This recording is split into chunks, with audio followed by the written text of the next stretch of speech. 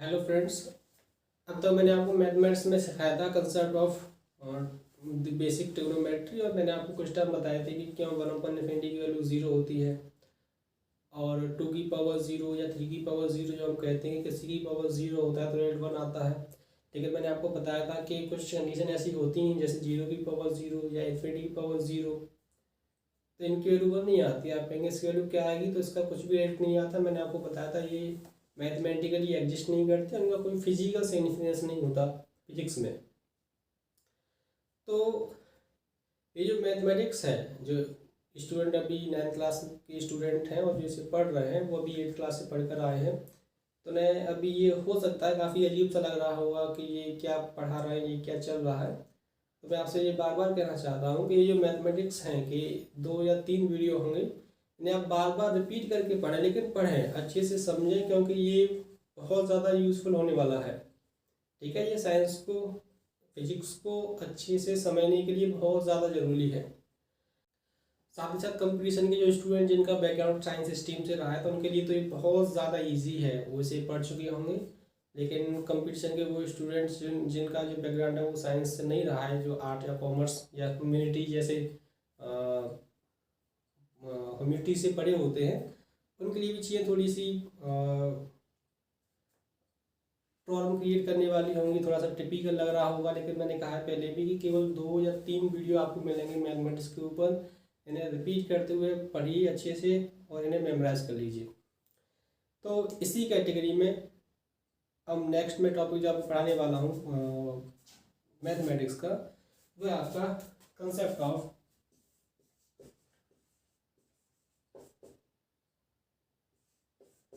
Dimensions.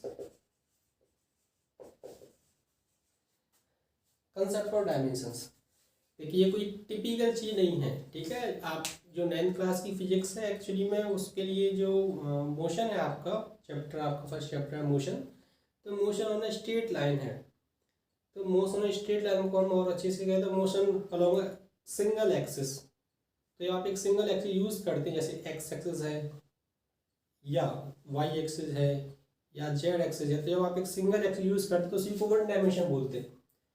आप एक साथ 2 एक्सिस यूज़ करते हैं तो उसे 2 डायमेंशन बोलते हैं, और जब एक साथ 3 एक्सिस यूज़ करते हैं तो उसे बोलते हैं 3 डायमेंशन। तो 9th क्लास के लिए बेसिकली आपको 1 डायमेंशन ही चाहिए, लेकिन मैं आपको 1 डायमेंशन, 2 डायमेंशन और 3 डायमेंशन सिखा रहा हूँ। हम 3 डायमेंशन से स्टार्ट करेंगे, फिर 2 डायमेंशन सीखेंगे, फिर 1 डायमेंशन। क्योंकि थिंकिंग का वे होता है, जब आप फिजिक्स पढ़ेंगे तो एक थिंकिंग का वे है, कुछ वर्ड्स होते हैं। मैंने आपको कहा था कि जो फिजिक्स है वो मैथमेटिक्स की लैंग्वेज में लिखी जाती है, तो मैं आपको कुछ वही जो मैथमेटिक्स की लैंग्वेज है उसे इम्प्रूव करना चाहता हूँ। तो फिर आप देखिए वो फिजिक्स में कैसे यूज होती है। तो सबसे पहले मैं आपको सिखाऊंगा कंसेप्ट ऑफ 3 डायमेंशन, कि 3D क्या होती है। तो सबसे पहले आप इस कंसेप्ट को समझिए। जैसे आपने पढ़ा होगा, इसे बोला जाता है this is plus x axis. ठीक है, इसे पढ़ेंगे this is minus x axis. ये होता है आपका प्लस का वाई एक्सिस, और ये होता है आपका माइनस का जेड एक्सिस, और इसे बोला जाता है ओरिजिन, दिस इज ओ। तो इसे बोलते हैं 2 डायमेंशन। 2 डायमेंशन किस लिए, क्योंकि उसमें एक्स एक्सिस है, सॉरी जेड एक्सिस नहीं, ये माइनस का वाई एक्सिस है, तो इसे बोलते हैं 2 डायमेंशन। 2 डायमेंशन का मतलब क्या है कि जैसे अगर मैं एक पॉइंट कंसीडर करूं पी, अब मैं आपसे कहूँगी जो पॉइंट पी है, आप मुझे बताइए इसकी लोकेशन क्या होगी। तो पॉइंट पी की लोकेशन बताने के लिए हम क्या करेंगे, पॉइंट पी की लोकेशन बताने के लिए आप क्या करेंगे, सबसे पहले आप पॉइंट पी से एक्स एक्सिस पर एक नॉर्मल ड्रॉ करेंगे। तो आप एक्स एक्सिस पर जो नॉर्मल ड्रॉ करेंगे, वो जो नॉर्मल की लेंथ होगी, वो जो नॉर्मल की लेंथ होगी वो एक्चुअली में बराबर होगा इसके वाई कोऑर्डिनेट के। तो मैं ये मानता हूँ कि ये लेंथ वाई है, यहाँ से लेकर यहाँ तक। इसका जो पॉइंट पी है उसका जो वाई कोऑर्डिनेट है वो आपका क्या है, वाई है। और अगर हमें इसका एक्स कोऑर्डिनेट पता करना है तो उसके लिए हम क्या करेंगे, परपेंडिकुलर ड्रॉ करेंगे वाई एक्सिस पर, और ये जो लेंथ होगी ये बताएगी इसका एक्स कोऑर्डिनेट। मान लीजिए डिस्टेंस एक्स है, तो पॉइंट पी के जो कोऑर्डिनेट होंगे वो होंगे एक्स कॉमा वाई। इस तरह से हम क्या करते हैं, 2 डायमेंशन में हम किसी पर्टिकुलर पॉइंट की पोजीशन को एक्सप्लेन करते हैं। ये पर्टिकुलर पॉइंट P है आपका, ये 2 डायमेंशन में है, इसके कोऑर्डिनेट है आपके x, y। तो जो x और y इसे कंबाइन करके बोला जाता है प्लेन, और इस पर्टिकुलर प्लेन का नाम रखा जाता है this is X Y plane. तो अगर मैं आपसे पूछूं प्लेन क्या होता है, तो कुछ लोग कहेंगे प्लेन होता है जो चीज़ एकदम से फ्लैट है, एकदम चिकनी सी है, उसे हम प्लेन कहेंगे। लेकिन आप ये ध्यान रखेंगे, आप बिल्कुल करेक्ट हैं, लेकिन मैथमेटिकली हम प्लेन कैसे कहेंगे, तो मैथमेटिकली प्लेन कहा जाता है, हम उस रीजन को प्लेन कहते हैं जो 2 परपेंडिकुलर एक्सिस के बीच में होता है। दो एक्सिस के बीच में जो रीजन कवर होता है उसे क्या बोला जाता है, प्लेन, मैथमेटिकली। तो ये होता है आपका 2 डायमेंशन। इसी तरह से अब हम कहें हम 3 डायमेंशन पढ़ना चाहते हैं, तो अगर आप 3 डायमेंशन पढ़ना चाहेंगे तो उसके लिए क्या करेंगे, जैसे हम 2 डायमेंशन पढ़ते, तो 2 डायमेंशन पढ़ने के लिए कितनी एक्सेस हैं, 2, x, y। तो इसी तरह से अगर हम 3 डायमेंशन पढ़ना चाहेंगे तो 3 डायमेंशन कितनी एक्सेस चाहिए होंगी, तो 3 डायमेंशन के लिए हमारे पास 3 एक्सेस होनी चाहिए, x, y एंड आपका z। अब आप ये ध्यान रखेंगे कि जब हमने y एक्सेस को बनाया, जब एक्सेस ड्रॉ की जाती हैं, तो हमने y एक्सेस को बनाया, तो y एक्सेस इस तरह से बनाई गई कि वो x एक्सेस से कितने एंगल बनाती है, 90 डिग्री। इसी तरह से अगर आप z एक्सिस ड्रॉ करना चाहते हैं, तो z एक्सिस भी इस तरह से ड्रॉ होगी कि वो x से और y से दोनों से कितने एंगल बनाएगी, तो वो दोनों से एंगल बनाएगी आपकी, वो होगा 90 डिग्री का। तो ये z एक्सिस है, वो z एक्सिस आप ड्रॉ करेंगे इस तरफ, बाहर की तरफ, समझ पा रहे हैं। तो z एक्सिस आएगी आपकी बाहर की तरफ, इससे ये x होगा, ये y होगा, या फिर क्या होगा, z एक्सिस, जिससे वो x एक्सिस से भी 90 एंगल बनाएगी और y एक्सिस से भी 90 डिग्री एंगल बनाएगी। तो अब जो रीजन बनेगा x एक्सिस, y एक्सिस और आपका z एक्सिस, जैसे मान लीजिए ये है, देखा है आप लोगों को, ये इस तरह से मैंने लिया हुआ है, ये आपका ओरिजिन हो गया, ये हो गई x एक्सिस, ये आपका y एक्सिस, ये हो गया आपका z एक्सिस। तो अगर आप ये जो पॉइंट P अभी आप बोर्ड पे कंसीडर कर रहे थे, अगर आप उस पॉइंट P को यहाँ कंसीडर करें, समझ पा रहे हैं, तब इस पॉइंट P के 3 कोऑर्डिनेट होंगे। इसका एक कोऑर्डिनेट होगा x, दूसरा कोऑर्डिनेट होगा y और तीसरा कोऑर्डिनेट होगा z। तो अभी जब पॉइंट P यहाँ था तो इसे बोलते हैं प्लेन में होगा, लेकिन अब पॉइंट P यहाँ पर है, तो हम कहेंगे ये जो पर्टिकुलर पॉइंट है ये स्पेस में है। समझ पा रहे हैं, जब भी हम वर्ड कहते हैं स्पेस, आपके समझ में आता है कि स्पेस का मतलब अंतरिक्ष है, बिल्कुल है, लेकिन हम उस हर रीजन को स्पेस बोल सकते हैं, वो पूरा रीजन स्पेस होगा जो 3 डायमेंशन से कवर है। इसमें x एक्सिस भी है, y भी है और z भी, तो उसे बोला जाता है स्पेस। तो अगर कोई पर्टिकुलर पॉइंट P है, उसके 3 कोऑर्डिनेट हैं x, y और z, तो वो स्पेस में होगा, वो 3D का कंसेप्ट होता है। अगर कोई पर्टिकुलर पॉइंट प्लेन में है, तो 2 एक्सिस यूज होंगी x एंड y, और हम कहेंगे कि ये पर्टिकुलर रीजन है, उसका नाम रखा जाएगा प्लेन। और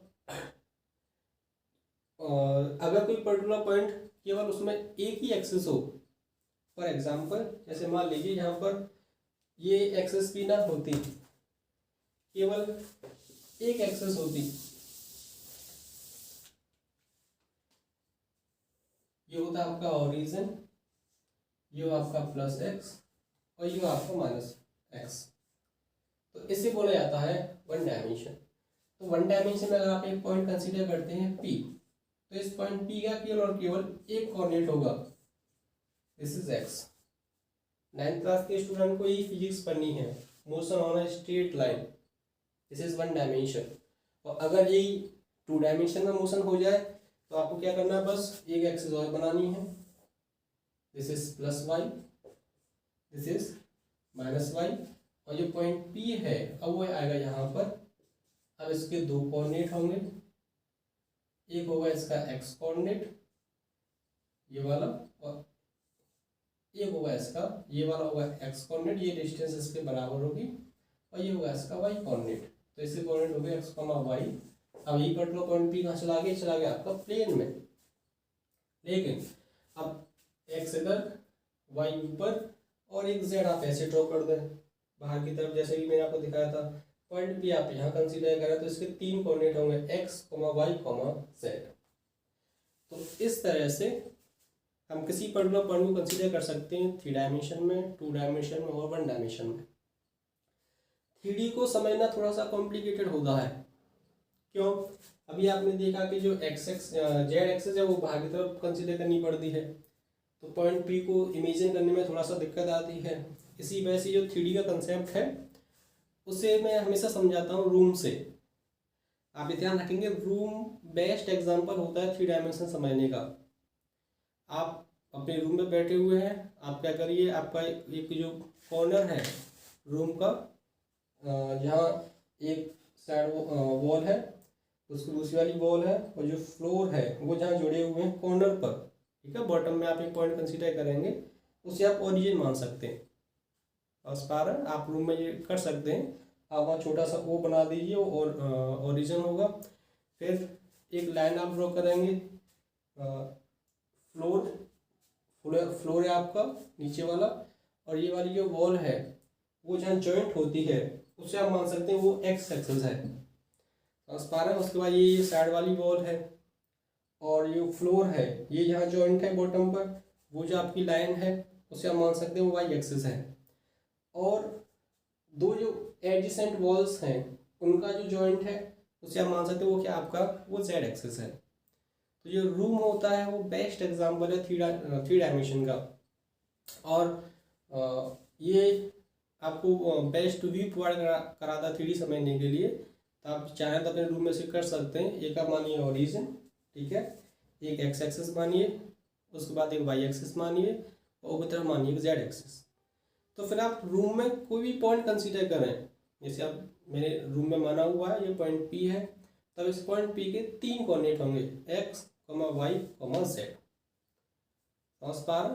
तो इस तरह से 3 एक्सेस जो रीजन कवर होता है वो होता है स्पेस।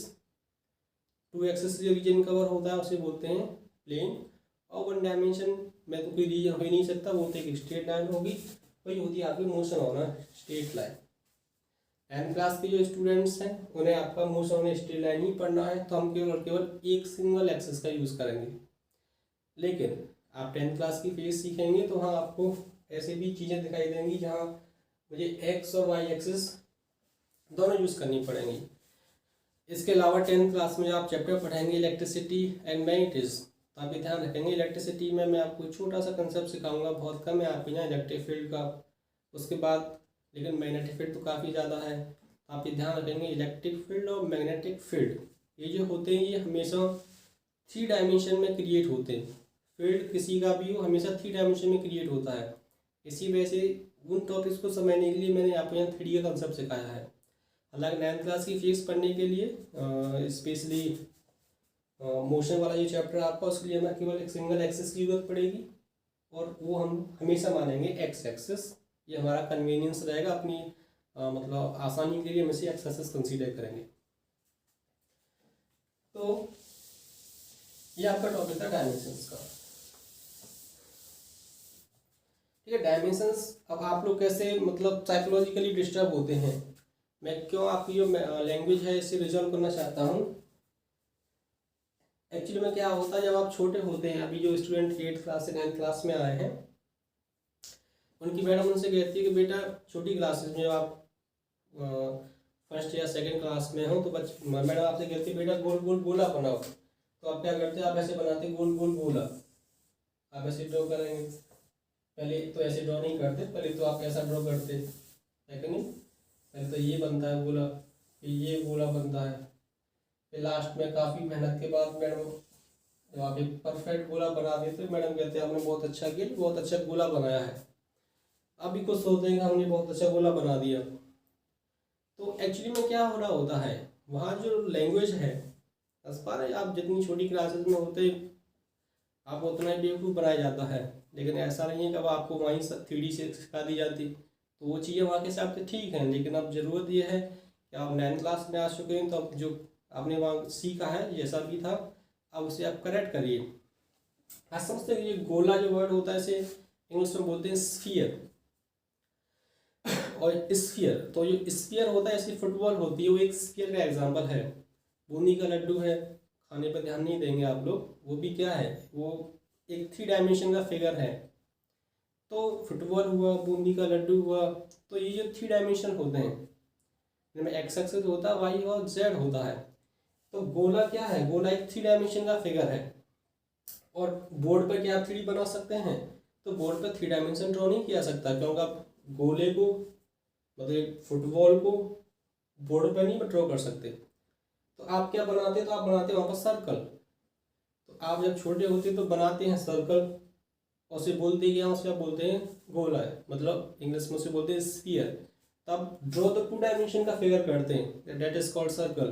लेकिन आप उसे पढ़ते क्या है, पढ़ते आप उसे गोला मतलब स्फीयर 3 डायमेंशन का, तो ये गलत है। तो अब आपके दिमाग में होना चाहिए, जब भी मैं स्फीयर कहूँगा तो आपको समझ में आ जाएगा कि ये 3 डायमेंशन फिगर है। उस स्फीयर के अंदर, फुटबॉल के अंदर एक ओरिजिन होगा, एक एक्स एक्सिस ड्रॉ की जा सकती है, एक वाई ड्रॉ किया जा सकता है और एक जेड ड्रॉ की जा सकती है। लेकिन एक सर्कल जैसे हाथ में कड़ा होता है या लेडीज की चूड़ी होती है, वो सर्कल होता है, वो होता है 2 डायमेंशन का। उसमें जैसे ये रहा सर्कल, इसमें एक ओरिजिन होगा, इसमें एक एक्स एक्सिस होगी, इसमें एक वाई एक्सिस होगी। तो ये आपका 2 डायमेंशन का है, ठीक है। तो ये अंतर होता है सर्कल में और स्फीयर में। स्फीयर 3 डायमेंशनल फिगर, सर्कल आपका 2 डायमेंशनल फिगर होता है। नेक्स्ट आपका जो टॉपिक है मैथमेटिक्स में, this is very important topic, वो है आपका straight line, concept of straight line.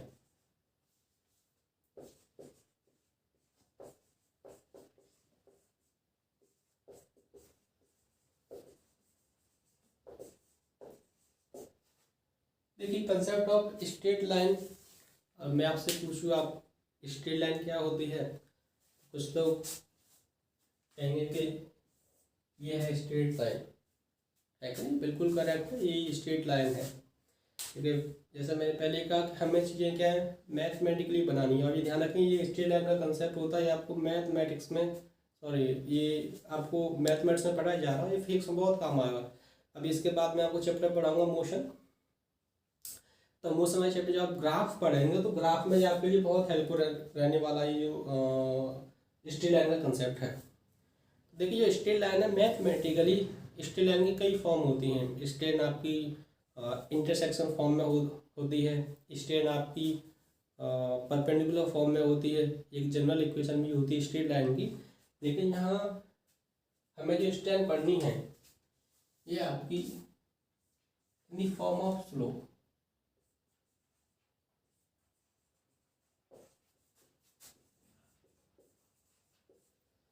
आपको स्लो फॉर्म में स्ट्रेट लाइन पढ़नी है,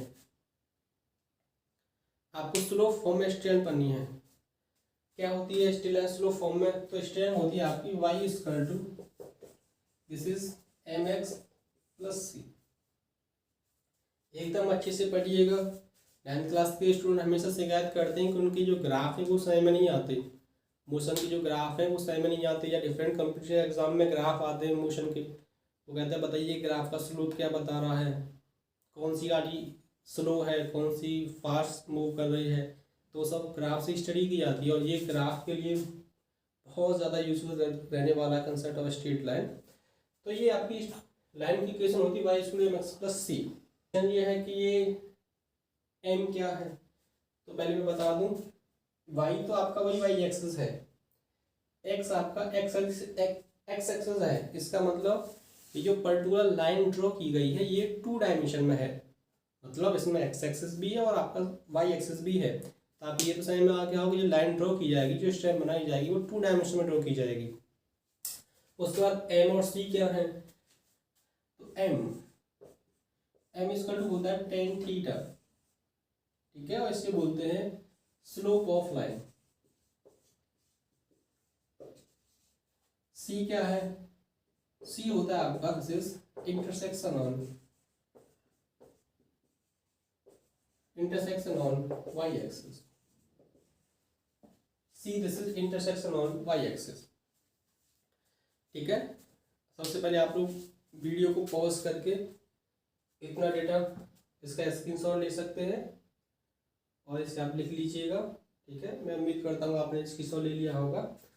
तो अब इसे ड्रॉ कैसे किया जाएगा मैथमेटिक्स में, तो ध्यान से पढ़िएगा। मैंने लिखा है m जो टाइम की स्लोप ऑफ लाइन, और c क्या होता है इंटरसेक्शन ऑन y एक्सिस। इसे हम ऐसे रिप्रेजेंट करते हैं कि ये मान लीजिए ये हमारा plus x axis, minus x axis, this is plus y and this is minus y, और मुझे स्ट्रेट बनानी ये y equal to mx plus c, इसे हमें ड्रॉ करना है। तो y equal to mx plus c आप इसे ऐसे ड्रॉ करेंगे। ठीक है, तो ये जो लाइन है this is y equal to mx plus c, यहाँ c क्या है मैंने आपसे कहा c this is intersection on y axis.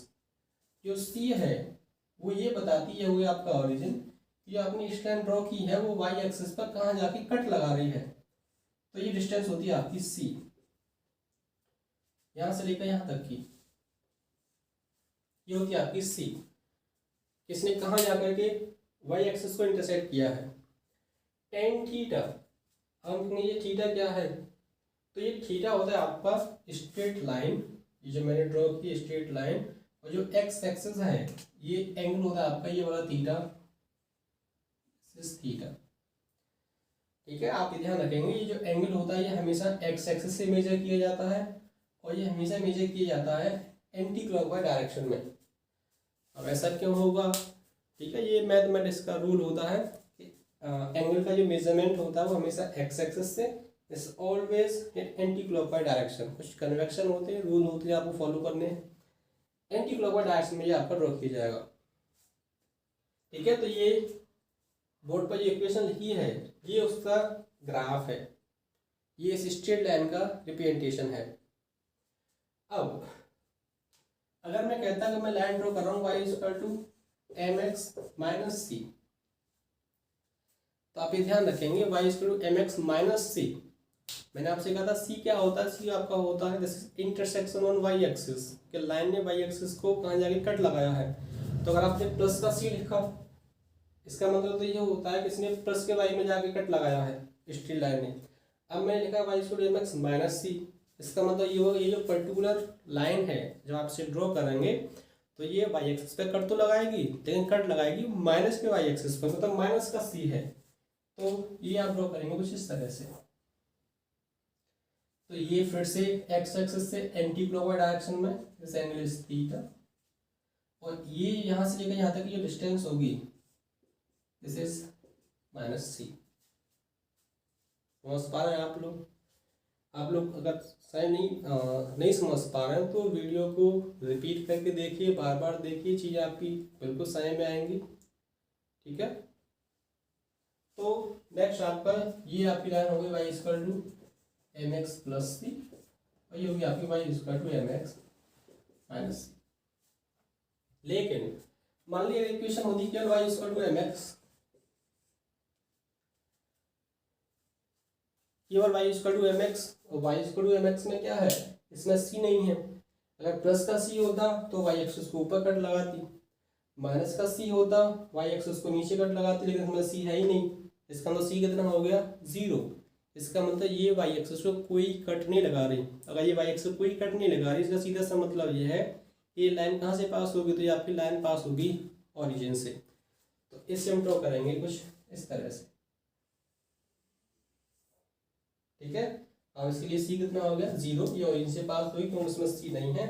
और ये जो एंगल होगा x एक्सिस से एंटी क्लॉकवाइज डायरेक्शन में, दिस इज थीटा, ये एंगल आपका होगा थीटा। तो ये आपकी लाइन की इक्वेशन हो गई y इक्वल टू mx। ठीक है, आप इतना स्क्रीनशॉट लीजिए और इसे आप राइट डाउन करिएगा। नेक्स्ट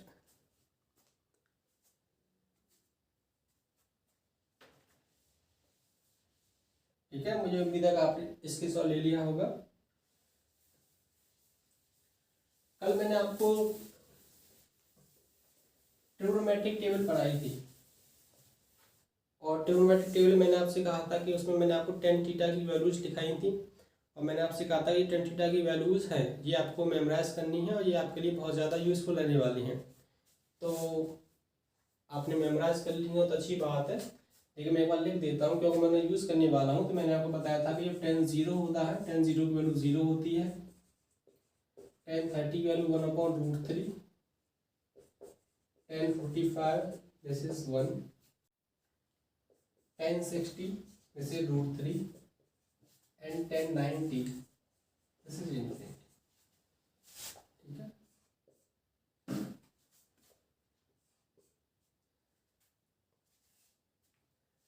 तो ये आपकी ट्रिग्नोमेट्रिक टेबल है। मैं आपको tan की वैल्यूज है मैं आपको ये कल बता चुका था।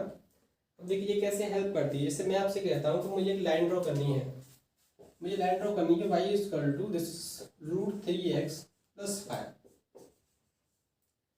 अब आप बताइए आप इस लाइन को कैसे ड्रॉ करेंगे। y equal to 1/√3x + 5। तो मैंने आपसे कहा था कि जो x का मल्टीपल है वो क्या होता है, जो x का मल्टीपल होता है दिस इज m। m कितना हो गया, m हो गया आपका यहाँ पर √3। क्या बोलते हैं m को, m is called the slope of the line. अब मैंने आपको कहा था m किसके बराबर होता है, तो m बराबर होता है tan थीटा के। आपको बताया गया था √3 कितने की वैल्यू होती है, तो √3 वैल्यू होती है tan 60 की। इसका मतलब जो tan 60 है वो बराबर हो गया tan थीटा के। ठीक है, tan से tan कैंसिल आउट, तो थीटा कितना हो गया, तो थीटा हो गया आपका 60 डिग्री का। c आप कंपेयर करेंगे तो जो 5 है ये c की वैल्यू, तो c कितना हो गया आपका +5। तो ये आपको स्ट्रेट ड्रॉ करनी है। ठीक है, तो कैसे ड्रॉ करेंगे कि जो स्ट्रेट लाइन है ऑब्वियसली x है और y है, तो 2 डायमेंशन में होगी। This is +x, this is -x, this is +y and this is -y। तो 2 डायमेंशन में है तो ऑब्वियसली x और y तो बनेंगे ही बनेंगे। अब आप देखिए तो ये जो इंटरसेक्शन ऑन y एक्सिस, तो क्या है +5, मतलब स्ट्रेट लाइन इस तरह से ड्रॉ की जाएगी वो y एक्सिस पर +5 इंटरसेक्ट करे और x एक्सिस से एंटी क्लॉकवाइज डायरेक्शन कितना एंगल बना है आपका 60 डिग्री का। तो ये लाइन कुछ इस तरह से ड्रॉ की जाएगी कि ये जो एंगल होगा दिस विल बी 60 डिग्री और यहाँ से लेकर यहाँ तक की जो लेंथ होगी दिस इज +5। समझ पा रहे हैं किस तरह से चीज़ें एक दूसरे से कनेक्ट हो रही हैं। आप देखेंगे बिल्कुल इसी तरह से ये सारी चीज़ें मैं फिजिक्स में कनेक्ट करूँगा। ठीक है, तो वीडियो पॉज करके आप इसका स्क्रीनशॉट ले सकते हैं। मुझे उम्मीद है कि आपने स्क्रीनशॉट ले लिया होगा। अब मैं एक दूसरी लाइन ड्रॉ करता हूँ वो ये दूसरी लाइन है। अब मैं एक दूसरी लाइन ड्रॉ कर रहा हूँ। सपोज करिए वो लाइन है आपकी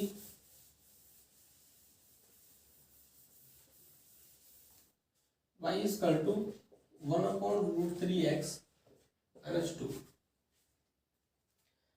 y इक्वल टू 1/√3x - 2। ठीक है, तो ये स्टैंडर्ड फॉर्म होती है स्ट्रेट लाइन की in the form of slope. क्या होती है, y equal to mx + c। तो अगर आप कंपेयर करेंगे तो m की जगह यहाँ क्या लिखा हुआ है, तो m की जगह लिखा हुआ है 1/√3।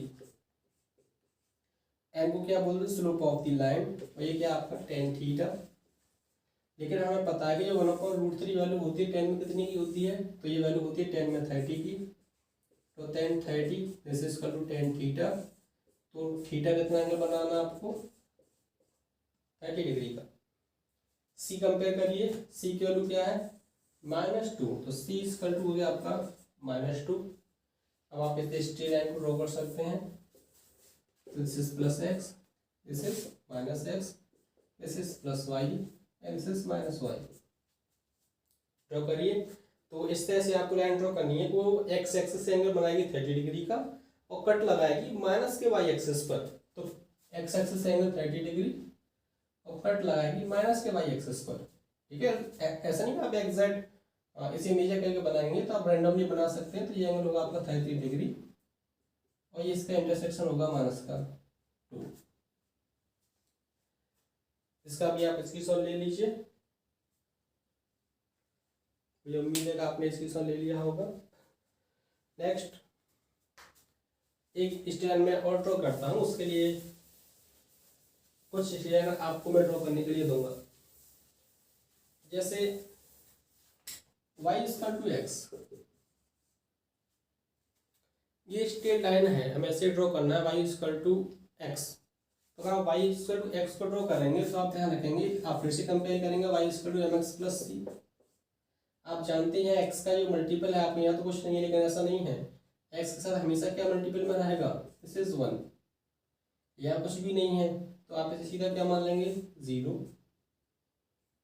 ठीक है, तो m की वैल्यू क्या आ गई, तो m आ गया आपका 1, और m क्या होता है, slope of the line, this is equal to tan theta, और 1 कितने में वैल्यू होती है, tan 45 पर, तो tan 45 is equal to tan theta, तो थीटा कितना आ गया, थीटा हो गया आपका 45 डिग्री, और सी कितना है आपका 0। इसका मतलब ये जो पर्टिकुलर लाइन है सी 0 है, इसका मतलब ना तो ये प्लस के वाई में कट लगाएगी ना माइनस के वाई में कट लगाएगी, कहाँ से पास होगी, ओरिजिन से, और एक्स एक्सिस से कितना एंगल बनाएगी, 45 डिग्री का। तो ये जो स्ट्रेट लाइन है ये कुछ इस तरह से ड्रॉ होगी, this plus X minus X, this plus Y and this minus Y. आप इसे कुछ इस तरह से ड्रॉ करें, ये थोड़ा सा अलग हो गया, ठीक है, तो ये मतलब कुल मिला के आपको इसे ओरिजिन से पास करना है, this is origin and this angle is 45 degree, ये आपकी स्ट्रेट लाइन हो गई। ठीक है, तो आप इसका भी सीसो ले सकते हैं। अब कुछ स्ट्रेट लाइन की इक्वेशन है, मैं आपको प्रोवाइड करा रहा हूँ, आप इन्हें खुद से ड्रॉ करने की कोशिश करिएगा।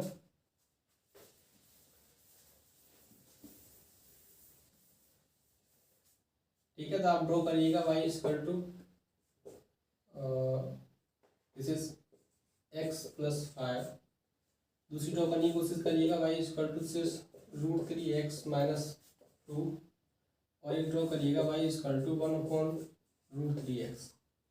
ठीक है, ये स्ट्रेट लाइन इक्वेशंस है, आप इसे एक्स वाई प्लेन में ड्रॉ करने की कोशिश करिएगा। तो इसके बाद आपको 2 टॉपिक और पढ़ने हैं, एक मैं आपको टॉपिक पढ़ाऊँगा सर्कल। ठीक है, सर्कल के बारे में थोड़ा सा इन्फॉर्मेशन आपको पहले से देना चाहता हूँ, और उसके बाद एक छोटा सा टॉपिक और पढ़ाऊँगा मैं, वो आपका एलिप्स। ठीक है, तो सबसे पहले हम सर्कल को लेते हैं। ठीक है, तो सर्कल क्या होता है, ये शायद आप में से कई सारे स्टूडेंट जानते होंगे। सर्कल आप लोग 8th क्लास में भी पढ़े होंगे, उसकी कुछ प्रॉपर्टीज़ पढ़े होंगे। ठीक है, मैं एक बार उन प्रॉपर्टीज़ को रिपीट कर देता हूँ। तो circle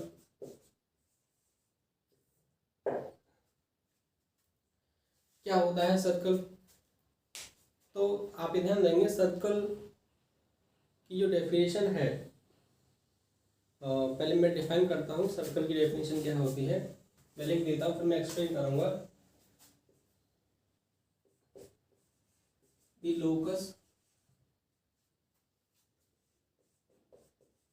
of the point which moves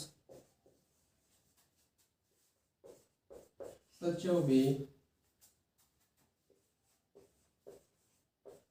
that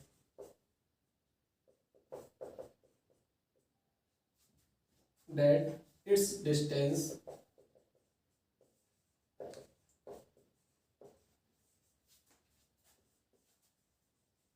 from a fixed point remains constant is called circle।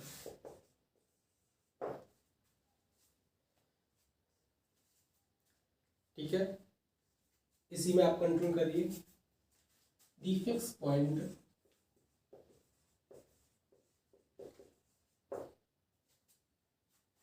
is called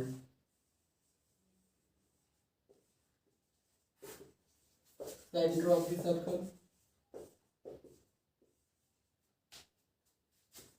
and the fixed distance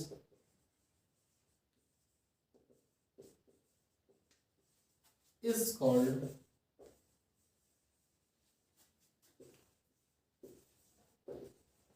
radius of the circle।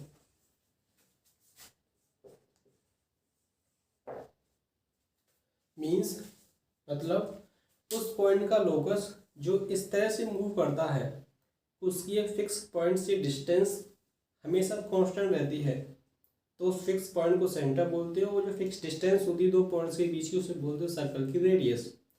Circle आप लोगों ने ड्रॉ किया होगा। तो इस मान लीजिए ये है, अगर मैं इसे का ये वाला एंड फिक्स कर देता हूँ और इस वाले एंड को मूव कराते हैं इस तरह से कि दोनों पॉइंट्स के बीच की डिस्टेंस क्या हो, फिक्स हो, तो आप ये ध्यान रखेंगे जो पर्टिकुलर शेप बनेगी this will be a circle. तो ये जो फिक्स डिस्टेंस होती है इसे बोलते हैं रेडियस ऑफ द सर्कल, और ये जो फिक्स्ड पॉइंट होता है this is called centre of the circle. और ये मान लीजिए कोई पॉइंट है पी, तो ये जो फिगर होती है इस फिगर को हम बोलते हैं सर्कल। आप लोग इसे पढ़ चुके होंगे, आप लोग मोस्ट ऑफ द स्टूडेंट्स से पहले से ही फेमिलियर होंगे सर्कल के बारे में। तो मैं कुछ बातें आपको रिवाइज करा देता हूँ, तो जिन्होंने नहीं पढ़ा है वो आप इसे समझ लीजिए कि सर्कल एक 2 डायमेंशनल फिगर है। ये मैं आपको डायमेंशन से पहले बता चुका हूँ। सर्कल से जुड़ी हुई कुछ चीज़ें आप लोग शायद पहले से जानते हों कि जो सर्कल है उसके सेंटर से अगर आप इसकी पेरीमीटर पे एक लाइन ड्रॉ करते हैं तो ये यहाँ एंगल बनाती है। This angle is always 90 degree. आप लोग ध्यान रखेंगे, आगे ये आएगा मोशन वाले चैप्टर में, कि जो सर्कल होता है अगर कोई बॉडी सर्कुलर पाथ में मूव करती है तो उसकी डायरेक्शन कितने टाइम चेंज होती है। तो आप ये ध्यान रखेंगे जब कोई बॉडी सर्कुलर पाथ में मूव करती है तो उसकी जो डायरेक्शन है वो इनफाइनाइट टाइम चेंज होती है। कैसे इसे प्रूफ कर सकते हैं, इसे ऐसे प्रूफ किया जा सकता है। सपोज करिए पहले एक ट्रायंगल है, अब देखिए ये जो ट्रायंगल है इसमें जो डायरेक्शन है वो कितनी बार, अगर कोई बॉडी ट्रायंगुलर पाथ में मूव करती है तो उसकी डायरेक्शन 3 बार चेंज होगी। एक बार यहाँ पर, एक बार यहाँ पर, एक बार यहाँ पर। लेकिन अगर उसका पाथ स्क्वायर या रेक्टेंगुलर जो भी है तो आप देखिए इसकी डायरेक्शन कितनी बार चेंज होगी, 4 टाइम्स। अगर पाथ ऐसा है तो उसकी डायरेक्शन कितनी बार चेंज होगी, 5 टाइम्स। अगर पाथ कुछ इस तरह से है तो उसकी जो डायरेक्शन कितने टाइम्स चेंज होगी, 6 टाइम्स। आप थोड़ा ध्यान से फोकस करिए, अगर हम यही टाइम बढ़ाते जाएं, 3 टर्न यहाँ थे या 4 टर्न्स हो गए या 5 टर्न्स हो गए, 6 टर्न्स हो गए, अगर मैं ऐसे ही नंबर ऑफ टर्न्स इंक्रीज करता जाऊँ तो आपकी समझ में आएगा कि लास्ट में जाकर के क्या होगा कि जब इसमें बहुत सारे टर्न्स बन जाएंगे, पहले ये कुछ इस तरह का बनेगा और लास्ट में आके ये फिगर क्या बनेगी, तो लास्ट में आके जो फिगर होगी अगर आप ऐसे ही चलते जाएं तो लास्ट में आके बनेगा ये परफेक्ट सर्कल।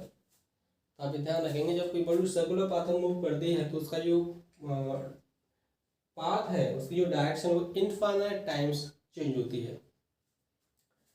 नेक्स्ट एक होता है आपका टेंजेंट। टेंजेंट क्या है, एक सर्कल है, उस सर्कल के किसी एक पर्टिकुलर पॉइंट से टच करती हो, आप बाहर से एक लाइन ड्रॉ कर दीजिए। ये लाइन क्या होती है, लाइन इस सर्कल की टेंजेंट होगी, ठीक है। ये है इसका सेंटर, और अभी जो आप मैं जो एंगल बता रहा था वो ये जो एंगल बनता है आपका, आप टेंजेंट ड्रॉ करेंगे, ये यहाँ से रेडियस होगी, तो ये जो एंगल होता है दिस एंगल इज 90 डिग्री, ठीक है। और आप ये ध्यान रखेंगे किसी सर्कल के एक पर्टिकुलर पॉइंट पर आप एक ही टेंजेंट ड्रॉ कर सकते हैं, और आपको ये पता होना चाहिए कोई भी circle infinite number of point से मिलकर बना होता है। समझते हैं, इसमें इनफाइनाइट नंबर ऑफ पॉइंट्स हैं और एक पॉइंट पर आप एक टेंजेंट ड्रॉ कर सकते हैं, इसमें इनफाइनाइट पॉइंट्स हैं। तो बिल्कुल वैसे किसी भी सर्कल पर कितनी लाइन्स ड्रॉ की जा सकती हैं, तो किसी भी सर्कल पर इनफाइनाइट नंबर ऑफ टेंजेंट आप ड्रॉ कर सकते हैं, ठीक है। दूसरा एक वर्ड होता है पेरीमीटर, सभी लोग जानते होंगे। अगर सर्कल की रेडियस आर है, अगर किसी सर्कल की रेडियस आर है तो उसकी पेरीमीटर क्या होगी, तो उसकी जो पेरीमीटर होती है या आप इसे सर्कमफेरेंस भी कह सकते हैं।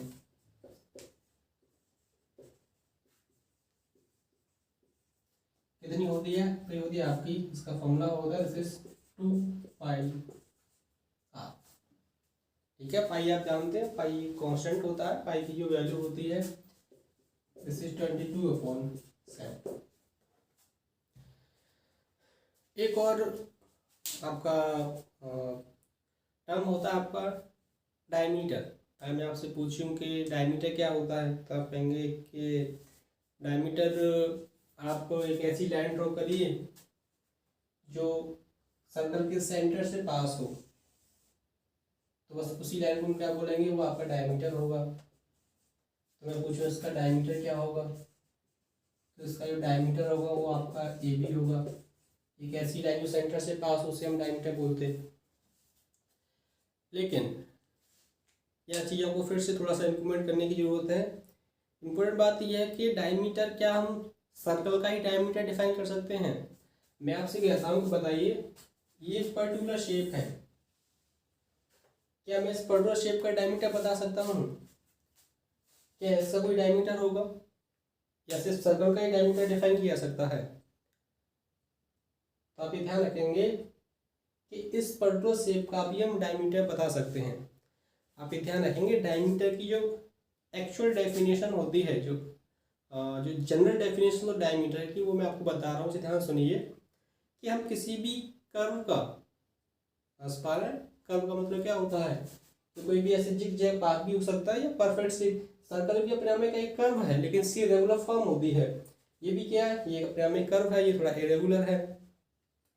तो हम किसी भी कर्व का डायमीटर डिफाइन कर सकते हैं। बस डिफरेंस क्या आता है, डिफरेंस ये आता है कि हमें क्या करना होता है, उस कर्व के दो पॉइंट्स के बीच की मैक्सिमम डिस्टेंस लेनी होती है। किसी भी कर्व के, ये आपकी एग्जैक्ट डेफिनेशन डायमीटर की, किसी भी कर्व के दो पॉइंट्स के बीच जो मैक्सिमम डिस्टेंस है, बस वही उस कर्व का डायमीटर होता है। और आप इस डायमीटर को किसी भी पर्टिकुलर शेप के लिए डिफाइन कर सकते हैं, कोई जरूरी नहीं कि आपका सर्कल ही हो। लेकिन सर्कल में बाई चांस ऐसा होता है, मैं आपसे कहता हूँ, मैंने आपको डेफिनेशन बताई, किसी भी कर्व के दो पॉइंट्स के बीच की मैक्सिमम डिस्टेंस। तो सर्कल में ऐसा होता है कि आप सर्कल के कोई दो पॉइंट्स लीजिए, आप सर्कल के कोई भी दो पॉइंट्स लीजिए, और मैं आपसे कहता हूँ इन दो पॉइंट्स के बीच की मैक्सिमम डिस्टेंस क्या हो सकती है, तो आप ये ड्रॉ करेंगे तो ये मैक्सिमम डिस्टेंस नहीं है। कर्व के दो पॉइंट्स के बीच की मैक्सिमम डिस्टेंस जब आप ड्रॉ करेंगे, तो मैक्सिमम डिस्टेंस हमेशा उसके सेंटर से ही पास होगी। इसी वजह से ये डायमीटर हो जाता है सर्कल का, क्योंकि दो पॉइंट्स के बीच की मैक्सिमम डिस्टेंस हमेशा सर्कल के सेंटर से ही पास होती है। ठीक है, तो आप अब तक ये पढ़ रहे होते हैं कि सेंटर से जाने वाली जो लाइन होती है वो डायमीटर होता है। ये करेक्ट है, गलत इसमें कुछ भी नहीं है। लेकिन जो एग्जैक्ट डेफिनेशन होती है डायमीटर की, वो है किसी भी कर्व के दो पॉइंट्स के बीच की मैक्सिमम डिस्टेंस वो डायमीटर होती है। और आप किसी भी शेप का डायमीटर डिफाइन कर सकते हैं। ठीक है, मैं इस बात से प्रूफ कर सकता हूँ। आपने एक वर्ड सुना होगा डायगोनल, समझ पा रहे हैं? जैसे मैं आपसे कहूँ कि ये हमारे पास, तो सॉरी, इस शेप का डायमीटर क्या होगा, तो इस पर्टिकुलर शेप का डायमीटर क्या होगा, इसके दो पॉइंट्स के बीच की मैक्सिमम डिस्टेंस, बस ये इसका डायमीटर है। ठीक है, तो डायगोनल जो मैं अभी आपको बता रहा था, कि जैसे मैं आपसे कहूँगी ये मेरे पास एक रेक्टेंगल है, ठीक है, रेक्टेंगुलर फॉर्म है, इसका डायगोनल क्या होता है, तो जब आप डायगोनल ड्रॉ करती तो कि आप ये नहीं कर रहे होते कि आप ये सब डायगोनल है, इस पॉइंट से लेकर के इस पॉइंट तक की डिस्टेंस। तो आप ध्यान दीजिए कि आप इस पर्टिकुलर कर्व के, ये भी तो एक कर्व है, तो क्या आप इस पर्टिकुलर कर्व के दो पॉइंट्स के बीच की मैक्सिमम डिस्टेंस नहीं ले रहे? तो ये जो आपने यहाँ से लेकर यहाँ तक की लाइन ड्रॉ कर दी है, ये इस कर्व के दो पॉइंट्स के बीच की मैक्सिमम डिस्टेंस ही तो है। तो diagonal and the diameter are the same thing. Just क्या होते हैं, किसी भी कर्व के दो पॉइंट्स के बीच की जो मैक्सिमम डिस्टेंस है उसी को हम बोलते हैं डायमीटर, या इस पर्टिकुलर शेमो से क्या बोलते हैं, डायगोनल। और diagonal and diameter are the same thing. Next आपका एलिप्स। ठीक है, एलिप्स की definition, the locus of the point which move such a way that the sum of the distances from two fixed point remains constant is called ellipse। ठीक है, definition होती है ellipse की, एक पॉइंट है P, अगर point P इस तरह से चलता है कि आप पॉइंट P को चलाइए कि इसकी दो फिक्स पॉइंट, एक पॉइंट है S1, एक पॉइंट क्या है S2, इन दो फिक्स पॉइंट से डिस्टेंस मतलब S1P और इस वाली पॉइंट से डिस्टेंस क्या है S2P, दोनों का सम मतलब H2P और S1P का सम वो क्या रहे कांस्टेंट, मतलब हमेशा कैसा रहे सेम। तो अगर P इस तरह से मूव करता है तो ये पर्टिकुलर शेप बनेगी, इसको क्या बोलते हैं आपका, इसे बोलते हैं इलिप्स। अगर आप P को मूव कराएंगे तो आप देखेंगे जब ये यहाँ आएगा तो इसकी ये S1 से तो पास आ जाएगा तो ये डिस्टेंस कम हो जाएगी, लेकिन S2 से दूर हो जाएगा तो ये डिस्टेंस कम हुई लेकिन ये बढ़ गई। दोनों का सम कैसा रहेगा कांस्टेंट। P यहाँ आएगा तो ये इसके बहुत पास आ गया लेकिन इससे बहुत दूर आ गया तो दोनों की डिस्टेंस कैसी रहेगी, फिर से कांस्टेंट। तो पॉइंट P इस तरह से मूव करे कि इसकी दो फिक्स पॉइंट से डिस्टेंस का सम वो हमेशा कैसा रहे, कांस्टेंट रहे। तो ये पर्टिकुलर शेप क्या बनी, इसे बोलते हैं इलिप्स। ठीक है, डेफिनेशन आप मेमोराइज नहीं करेंगे, इसकी कोई ज़्यादा जरूरत नहीं है, लेकिन आप ध्यान रखेंगे ये पर्टिकुलर शेप इस तरह की होती है, इसे इलिप्स बोलते हैं। ये बिल्कुल ऐसा जैसे एक है अंडा, अंडा के अंदर 3 डायमेंशन है। अगर आप अंडे का फोटो ले लें तो अंडे का जो फोटो होगा वो 2 डायमेंशन का होगा, वो ओवल शेप होगा 2 डायमेंशन में, उसे बोलते हैं इलिप्स। ठीक है, कुछ इस तरह का। तो इसमें ये जो बड़ी वाली एक्सेस होती है डिस्टेंस, इसे बोलते हैं 2a, इसे 2a से रिप्रेजेंट करते हैं, इसे बोलते हैं इसकी ये मेजर एक्सेस है। उसके बाद ये जो छोटी वाली डिस्टेंस होती है CD, इसे बोलते हैं इसकी माइनर एक्सेस है, इसे रिप्रेजेंट करते हैं 2b से। ठीक है, तो इस तरह से होता है आपका एलिप्स। तो ये आपका कंप्लीट मैथमेटिक्स है जो आपको काम आने वाला है। आप इस मैथमेटिक्स को अच्छे से पढ़िए। मैंने पहले भी कहा था, हो सकता है 8th के जो स्टूडेंट जो 9th में पढ़ रहे हैं उन्हें थोड़ा सा ये मैथमेटिक्स डिस्टर्ब करे, लेकिन वीडियोस को आप बार बार रिपीट करके पढ़िए, लास्ट तक पढ़िए और इस मैथमेटिक्स को अच्छे से समझ जाइए। ठीक है, नेक्स्ट वीडियो में अब हम फिजिक्स स्टार्ट करने वाले हैं। फिजिक्स स्टार्ट करने से पहले सारा मैथमेटिक्स आप रिवाइज करेंगे। ओके स्टूडेंट्स, अब नेक्स्ट वीडियो में कंटिन्यू करते हैं।